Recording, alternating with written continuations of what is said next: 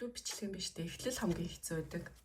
Бүгдээрээ сайн байцгаана уу? За сайн байцгаана уу? Эсвэл хонгор золын YouTube одоо тавтай морилнууч гэдэг юм ингээ янз янзаар ингээ хэлэх гэж айгүй хоролдоод эхлүүлэхээр хамгийн хэцүү байдаг. За тэгээ одоо шууд эхлүүлчихье.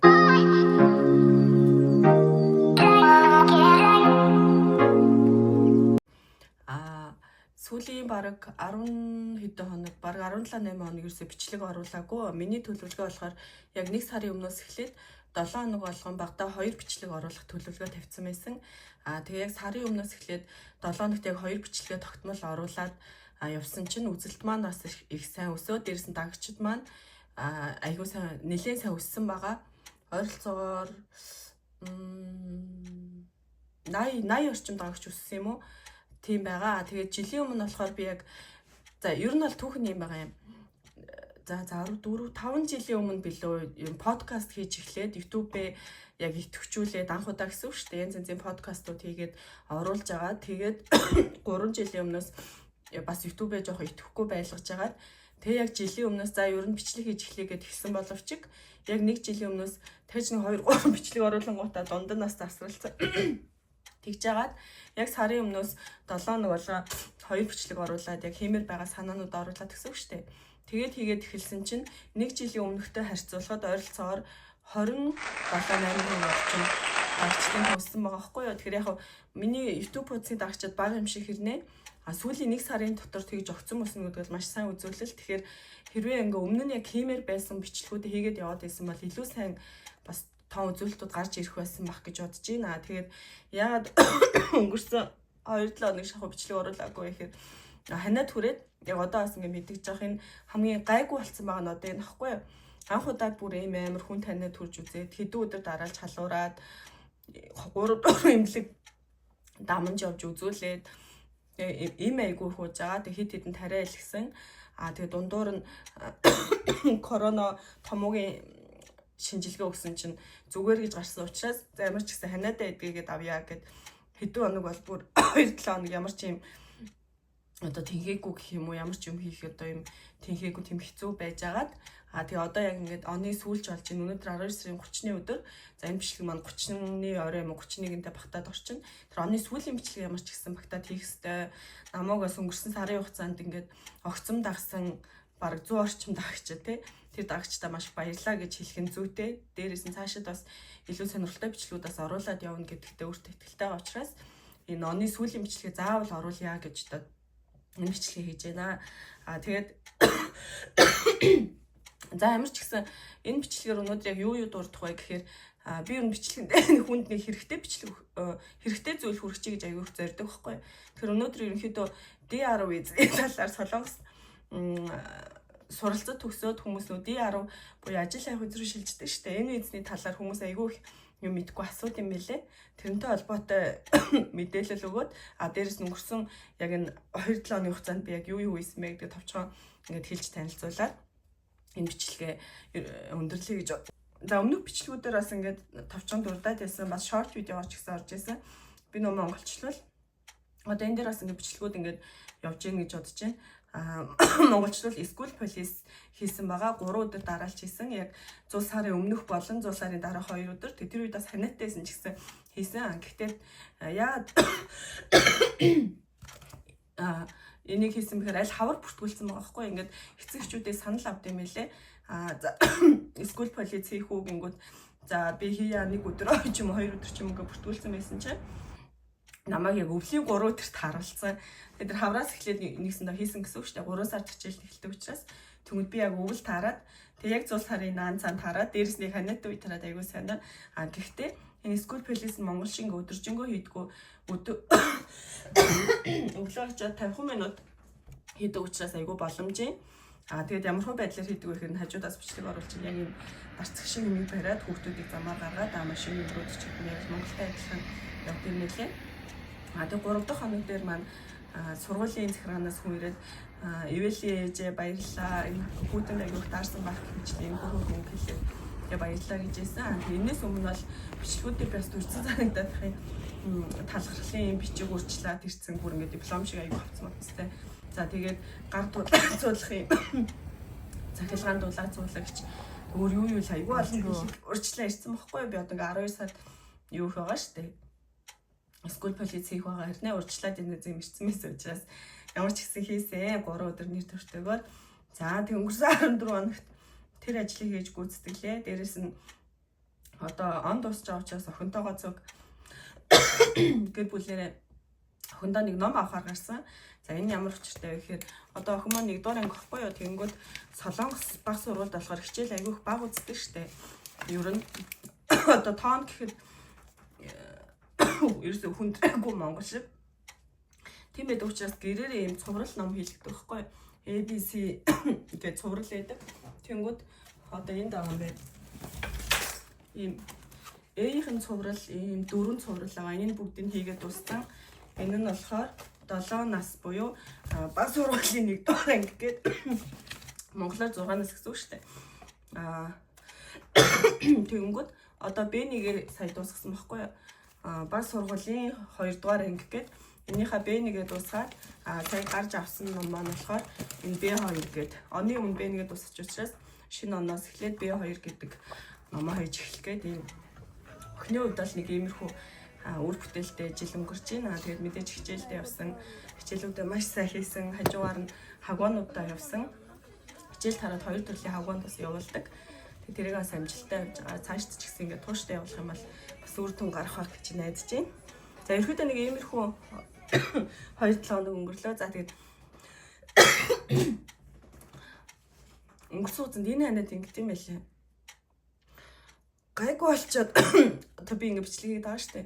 Түүнээс ингээд удаан хүнтэй уцаар яж чадахгүй ингээл найз нөхч юм уу Монгол руу гэрийнхэндээ ярих гэр удаан ярихаар ингээ амьсгал тавцаад ханиалгад ерөөсөө болж өгөхгүй даваа гайгүй болсон юм болов уу гэж бодоод бичлэгээ чи гэсэн чи аягүй найтай байгаа. Тэгээд айлгаарай. Тэгээд за ямар ч гэсэн энэ өртөл юм байна. За тэгээд өнөөдөр түрүү хэлсэн те 12 сарын 30-ны өдөр өчигдөр болохоор 12 сарын 29-нд Солонгост одоо маш гинтийн эмнэлтэй үйл явдал тохиолдсон. Чежүүгээр онгоц осолдож маш олон хүн эндэж маш харамсалтай үйл явдал тохиолдсон. Тэгээд тэн дээр монгол хүмүүс маань ч гэсэн Солонгос иргэд ер нь дэлхийд даяар маш их харамсаж гашуудж байгаа. Тэгээд Солонгостоос 17 гаруй хотууд нэгдээд нэмэгдсэн юм ард иргэд гашуудлаа илэрхийлэх тийм бүсүүдийг бас байгуулж байгаа юм билээ. Тэгээд бидний хувьд ч гэсэн Солонгост ингээ удаан амьдэрсэн монголчуудын хувьд ч гэсэн маш хэцүү айгүй их эмзэг байгаа. Тэг яг юу гэж илэрхийлгээж мэдгүй үнэхээр хэцүү юм билээ. Тэгэл онлайнаар ч гэсэн маш их мэдээлэлүүд явж ирсэн. Амьддаа биенээ хайрлаа гэдэг ч юм уу те эсвэл одоо манай амжилттай газарддаг ийм бүр манантай амир хэцүү үед ч гэсэн амжилттай газардаж чадсан гэж гэдэг юм уу.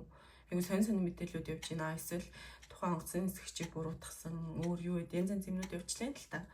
Тэгээд тэр болгон дээр үнэхээр хэлэх үг олддоггүй юм билээ. Тэгээд та нар маань ч бас тэгжил байгаа байх гэж бодож байна. Тэгээд хэдүүлээ бас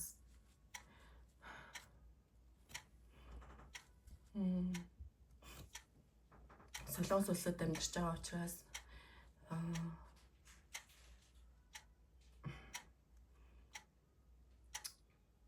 эмнэл илэрхийлээд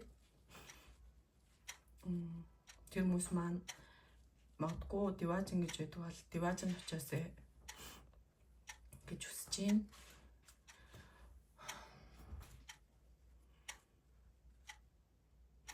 За энэ дээр ингээд сэтгэлээ ямар ч хүн бол өөр ингэс үзэл бодолтой юм чинь. Тэгээд бүгд л минь гашууж байгаа учраас энэ хэсгийг ингээд төлөө дуусгая. Зүгээр өнөөдөр хэрэгтэй мэдээлэл хүргээд бичлэгийг өргөжлүүлээ. За DR виз гэж юу юм бэ гэд хүмүүс аягүй асуудаг тий. DR виз бол Солонгост одоо суралцаж төгсөөд төгссний дараа ажил хайх виз гэж авдаг. За энэ виз бол DR гэж байгаа. DR визийг бол өмнө нь 2 жилээр олгодог байсан. 6 сараар хуваагаад 2 жил тэгсэн чинь энэ оны намраас эхлээд намар төгссөн оюутнууд эх оноос эхлээд 3 жил болж байгаа юм билээ. Тэгэхээр энэ оны намар төгссөн оюутнууд маань сунгуулахдаа 2 жил биш 3 жил буюу 6 сараар 3 жил сунгуулах боломжтой болж байгаа гэд гадаад оюутнуудаас аягүй их боломжийг өгж байгаа юм билээ. Ийм виз байгаа. Тэгээд энэ визийг бол Бүрдүүлэх материал ч гэсэн маш боломжийн амархан бүрдүүлдэг. За тэгээд DR виз мэдүүлэхэд ямар материал шаардлагатай байдаг вэ гэхээр immigration анкет гэдэг яг юм нэгдсэн юм анкет гэдэг багхгүй юу? Тэрийг нь бүглэн тэгээд өөрийнхөө C зургийг мэдээж бэлдэн, гадаад тосортой бэлдэн, цэнхэр үнэлгээ бэлдэн, хураамж гэж цаанаснаас авдаг тэрийгэ бэлэн мөнгөөр аваад очих нь. Тэгээд ажил хайх төлөвлөгөөг бас бичдэг. Тэгээд анх DR визийг авчих юм бол диплома бас бэлдэн, сургууль төгссөн диплома, солонгос төгссөн диплом гэсэн үг шүү дээ. За тэгээд топик оноо нь бол топик оноогоо бас бэлдээд очвол их зүгээр. Тэгээд сүүлийн үед бас нэг юм яриасан. Нөгөө эхний удаадаа топик оноогүй байж болно гэдэг. Дагалдангүй хүн бол ер нь айгүй амархан виз сунгаддаг. Одоо бид нар шиг дагалдантай хүмүүс бол аль болох топик оноогоо сайн аваад аль болох одоо дансны хуулгамуулгаа штэ. Тэргээ сайн бэлдээд очвол зүгээр санагцай. Ганцаар байдаг хүмүүс бол эхний удаадаа маш амархан сунгах энэ виз рүү шилжиж байгаа гэж сонссон.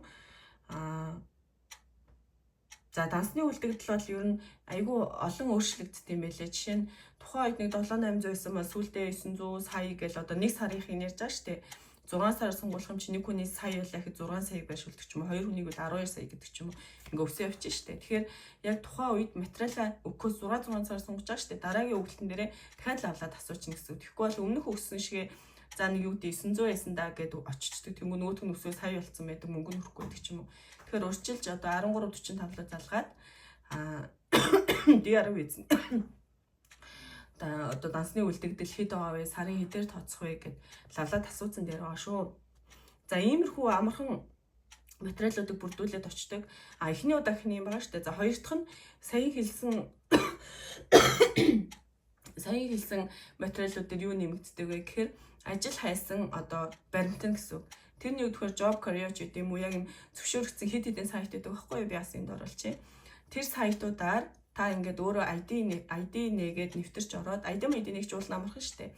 Ээжүүд ингээд за ээжүүд ч биш ер нь ингээд байдаг группүүдэд яаж явуулах вэ гэх асуугаад байдаг. Тэгэхээр хамгийн нийтлэхээр job career дээр ядаж юу нээлгээл ID нээлгэж ороод өөрийнхөө анкетыг товч бүгэлж оруулаад тэнгуүдээ өөрийнхөө хиймээр байгаа ажлуудаа ингээд хайгууд гараад ирж штэ компаниуд. Тэгвэл тэн дээр шууд ингээд чивон хийх гээл материалаа явуулах гэж шууд ганц 2хан товчлуур дараа л явуулаад байдаг байхгүй. Тэгэл аль болох 6 сарын турш тогтмол явуулаад байх юм бол 6 сарын дараа та визээ сунгуулах гээд очиод маш олон одоо компани руу та ингээд ажилд орох хүсэлтэд явуулсан тийм анкет чинь гараад ирж штэ. Энэ бол маш том үзүүлэлт байдаг учраас энийг ер нь нэг утасныхаа юун дээр утсан дээр юм нэг мэдүүлэг ирэх тийм юу аа. Тэгээд нэг 2-3 хоногт нэг ч юм уу 7 хоногт нэг ч гэдэг юм уу ингээд юм ажил хайж байгаа төлөвлөгөө бишээ ажиллах хүсэлтэд ингээд байнга явуулаад байдаг. Тэр энэ бол маш хэрэгтэй. Тэгээ миний бас нэг үг гэх юм бол би бас хажуугаар нь сайн дурын ажил хийдэг. Ер нь очихдоо ингээд маш олон материал авч очивол зүгээр байгаа штэ.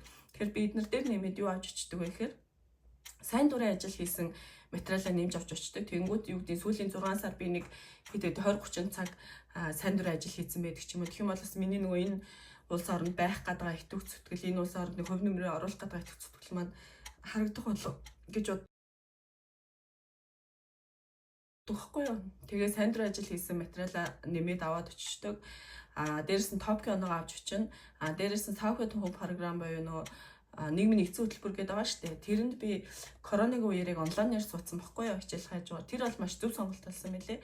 Тэгээд төгссөн бас тэрнийхээ төгссөн материалыг аваад очиждаг. Тэнгүүд нэмэлтээр юм байж болох үс материалуудаа бүгднийг аваад очиждаг учраас сонголтод нөлөөлдөг болов уу гэж бодож байна. За тэгээд би энэ DR визнээр дутуу үлдээч магадгүй гэж бодоод ирэхэд ээжүүдийн асуудаг асуултуудыг уншаад хариулаад явъя гэж бодож байгаа байхгүй юу? За эхний асуулт. DR-тай маань нөхөр маань аяллаар ирсэн байгаа. Дагалдан эндээс авч байсан хүн байна уу гэж асуусан байгаа байхгүй юу? За энэ дээр бол яг туршлагаас хэлэхэд ингэдэм байлээ. DR-тай одоо шинэ би ингээд DR-тай байгаа шүү дээ. Тэнгүүд яг түр охин ингээд Монгол руу очсон байсан байхгүй юу? Тэнгүүд виз нь намайг давах хэрэгтэй шүү дээ. Тэнгүүд Монгол руу явцсан учраас энэ дээрээ дахиж виз мэдүүлэх хэрэгтэй болсон байхгүй юу? Тэнгүүд Монголоос нэг мүсэн шууд дагалдан мэдүүлж гисэн чинь Монголоос болдгүй. DR бол одоо Монголоос дагалдаа авч болохгүй бүр тэгсэн байхгүй юу. Тэгэхээр за тэгвэл охиноо аяллаар оруулаад ирчээ. Тэгээд дараа нь дагалдангийн виз авъя гэд Тэгээ охиноо юугаар аялаар оруулж ирчээд иммиграшн дээр очивоо. Тэгсэн чи хүүе чи Монголоос дагалдаа авах хэрэгтэй DR виз чи гэдэг. Тэгэхээр үгүй Монголоос DR дээр дагалдаа авч болтгүй гэсэн. Би тэгээ охиноо бүрийн шинд юугаар аялаар оруулж ирээд одоо эндээс авах гэдэг гэсэн чи за яг оноогч үзээгээд тэгээ оноо үзэж тоолж ийсэн аа. Яа, уучлаарай сонсоод амар төвхтэй байх. Тоолж ийсэн аа. За яг оноо ч айгуу сайн байна. Материал ч айгуу сайн байна. Тийм учраас охины чинь дагалдангийн материалыг бүртгэж авлаа. Түүнээс биш Солонгосоос дагалдан авдаггүй шүү гэж байгаа байхгүй. Тэгэхээр Монгол талч тэгээ Солонгос талч ингээд айгуу утгагүй байгаа байхгүй. Тэгээ нэгэнд болно гэж байгаа юм чинь ингээд нэг юм ярилгүй. Тэгээ ямар ч охиныхаа дагалдангийнхаа материалыг бүртгүүлж өгөөд дагалдангаар авч чадсан байгаа. Тэгэхээр эндээс бол үг нь үгдэм байлээ. Хамгийн гол нь материалаа оноогоо сайн бүрдүүлээд очоорой гэж хэлмээр байна. За би бас энэ хажуу талд оруулчихъя. Яг минутаар оноогоо тоолоод очоорой заяа. Тэгэхээр хэрвээ сургуулаа шууд төгсөөд орох юм бол 60-аас дээш гарч явах юм бол шууд энэ виз рүү шилжиж болдог. Хэрвээ ингээд Монгол төр ингээд сургуулаа төгсчөө төр Монгол явж буцаж DR виз аваад дагалдын дээр авч байгаа бол заавал 80 оноос дээш тоолболт юм билээ.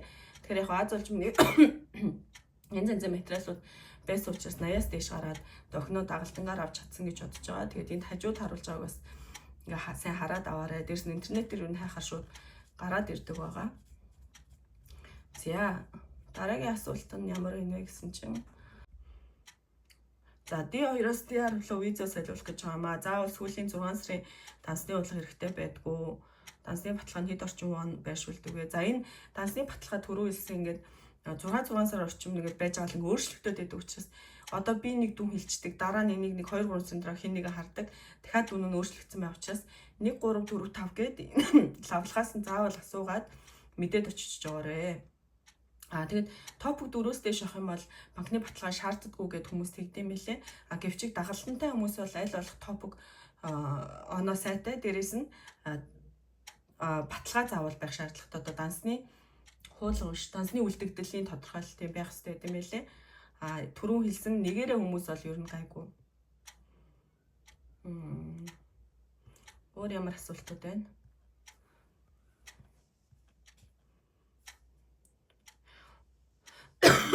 Орой мэнд DR визний анхны сонголтоо хэлэх гэж байгаамаа. 3 сар дуусах юм аа.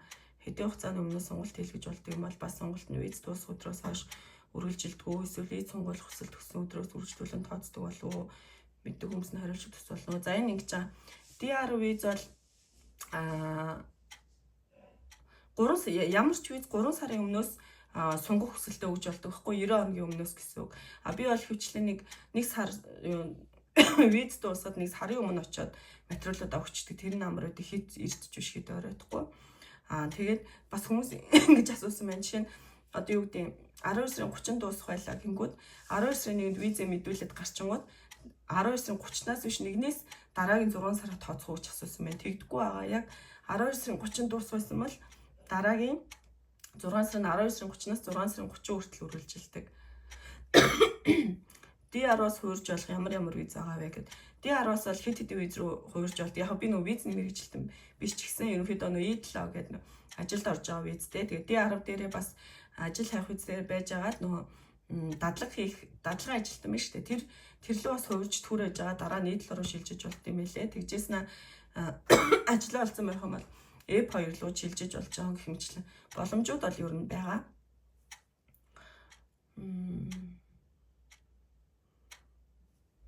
Тэгээд мэдээж буцаад D2 руу бас орж олно. Сурах визтэй. Мастер төгссөн бол доктор руугаа дэвшиж ордог ч юм уу. Тиймэрхүү байгаа. За асуултууд бол ерөнхийдөө иймэрхүү байгаа юм байна. Тэгэхээр D10 виз бүрдүүлэх материал болон цаашдын сонголтууд бол ерөөсөө тийм хэцүү байдгүй. Дээрс нь дагалдан авах ч гэсэн боломжтой. Тийм виз учраас өөрөөсөө ингэ мэдээлүүд аягүй сайн судлаа. Дээрс нь асуух юм байл хүмүүсээс сайхан асуугаад өөрөөсөө материал хамгийн олон сайн бэлдээд өгөөд байгаарай гэж хэлмээр байна. Тэг хүнээр бол нэг хийлгээд авах ерөөсөө шаардлагагүй шүү дээ. Яг хүмүүс аягүй хөрхөн хийж өгдөг юм байлаа болно л доо. Гэхдээ өөрөө хийж чадах юмнуудаа бол өөрөө хийгээл яваад исэн дэрх гэж бодож байна. За DR виз талаар юм байна. За 2024 оныхоо сүүлийн бичлэгийг замарч гисэн нэг ч гэсэн хэрэгтэй зүйл хэлж өгсөн бол миний хувьд бол маш их талархалтай байна. За тэгээд 2025 онд ерөөс хэмээр байгаа бас бичлэгүүдээ хийгээд хэрэгтэй санаанууд дамжуулмаар байвал дамжуулаад цаашдаас үргэлжлүүлэх болно. Тамирсан ингээд амар ханиалгаад суудсан байгаа хойлгомоор энэ бичлэгийг үзсэнд маш их баярлалаа. Тэгээд дараагийн бичлэгээр уулзцгаая. Шинэ оноо сайхан ухтаарай. Хайртай хүмүүстэйгээ гоё ухтаарай гэж хүсмээр байна. Тэгээд Монголоос Солонгосоос аль ч орноос үзчихэж магадгүй те. Хаан ч байсан бүгдээр ааж жаргалтай гэр бүлэрээ сайхан ухтаарай. За баярлалаа баяртай.